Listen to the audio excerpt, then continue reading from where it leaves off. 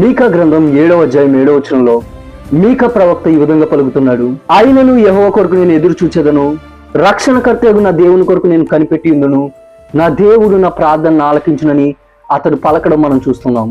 ఈ గ్రంథంలో మీకా ప్రవక్త ఇజ్రాయేలు ప్రజల మీదకి రాబోతున్న దేవుని తీర్పులను ప్రకటిస్తూ దేవుడు వారిని ఏ విధంగా తీర్పు తీర్చబోతున్నాడో, ఏ విధంగా తన ఉగ్రతను వారి మీద కుమ్మరించబోతున్నాడో అనేక విషయాలు అతడు తెలియజేస్తూ ఈ ఆఖరి అధ్యాయంలో ఇటువంటి భయంకరమైన పరిస్థితులు వచ్చినా అతడు దేవుని కొరకే ఎదురు చూస్తానని, దేవుని కొరకే కనిపెట్టుకుని ఉంటానని, దేవుడు తన ప్రార్థన ఆలకిస్తాడని తన నిరీక్షణను వ్యక్తం చేస్తున్నాడు. అవును, మన దేవుడు మన ప్రార్థన ఆలకించేవాడు. మన చుట్టూ ఎన్ని ప్రతికూలమైన పరిస్థితులు ఉన్నా మనం ఆయన మీద నిరీక్షణ ఉంచగలిగితే, మనం ఆయన కొరకు ఎదురు చూసేవారుగా ఉండగలిగితే ఆయన ఖచ్చితంగా మన పరిస్థితుల్ని మారుస్తాడు. ఆయన ఖచ్చితంగా ఒక సమయంలో మనల్ని పునరుద్ధరిస్తాడు, మన స్థితిని మారుస్తాడు.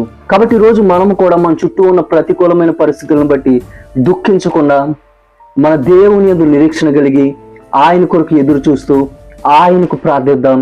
అప్పుడు దేవుడే మన ప్రార్థనలు ఆలకించి మనకు జవాబు దయచేస్తాడు. అటువంటి కృప దేవుడు మనందరికీ దయచేయును గాక. ఆమేన్.